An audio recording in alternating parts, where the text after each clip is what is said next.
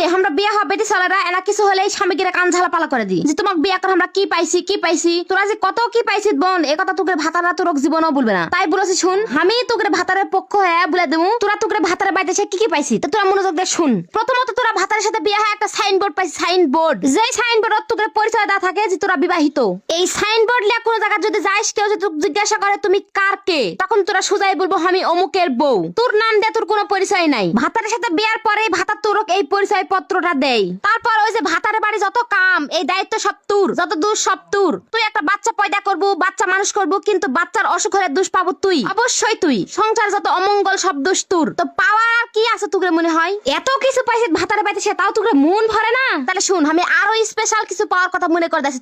তোকে অনুপস্থিতে তোকে শ্বশুরবাড়ির যে মিটিং গুলা হয় ওটা তোর নামেই হয় তুই একটা সেলিব্রিটি তুই ভাতার সাথে বিয়ে হয় তুই একটা সেলিব্রিটি হয়ে গেছিস তোকে ভাতার তোকে এত বড় একটা সেলিব্রিটি বানালো তাও তোকে দুঃখ ফুরাই না মনের যে তোর ভাতার সাথে বিয়ে হয় তোরা কি পাইছিস। তাহলে শুন আমি বলেছি আরো শুন তোরা ভাতার নামক একটা কলার গাছ পাইছিস কলার গাছ সেই কলার গাছের কাছে তোরা যতই মনে দুঃখ কষ্টের মা বোনের নিন্দা কর তার আত্মীয় স্বজনের নিন্দা কর সেই কলার গাছ কোনো উত্তরই দিবে না সেই কলার গাছ থেকে কোনো শব্দই বের হবে না। কিন্তু এই কলার গাছের কাছে মা বোন যদি কোনো নিন্দা করে যে তোর বউ এটা করলো সেই কলার গাছ সাথে সাথে বীর পুরুষ হয়ে তোর সামনে আসবে তোর বিচার করার জন্য তখন ওই দাবা থুমবে কলার গাছ হয়ে যাবে গাম্বাট মহাপুরুষ বীর পুরুষ। তারপর ওই ভাতার তোরক বিয়ে করে নিয়ে সুন্দর একটা চাকরি দিয়ে দিছে তোরা বান্দি তুই ঘরে সব কাজকর্ম করবো সংসারের মঙ্গল কামনা করবো 5 ওয়াক্ত নামাজ পড়বো দোয়া করবো ভোর 3টার সময় ঘুমার থেকে উঠবো বেলা উঠার আগে লাইট জুড়ে দে ঘর দূর সব পরিষ্কার করে আগনা বাড়ি ঝাড়ঝাড়া দিব তারপর শ্বশুর ঘুমার থেকে উঠার আগে গরম গরম ভাত তরকারি সামনে আগে দিব। এই এত সুন্দর চাকরি পাইছি তাও তোকে এত কষ্ট আবার এত সুন্দর বাড়ি তোর সেটা তুই কাম করবো তোর দায়িত্বে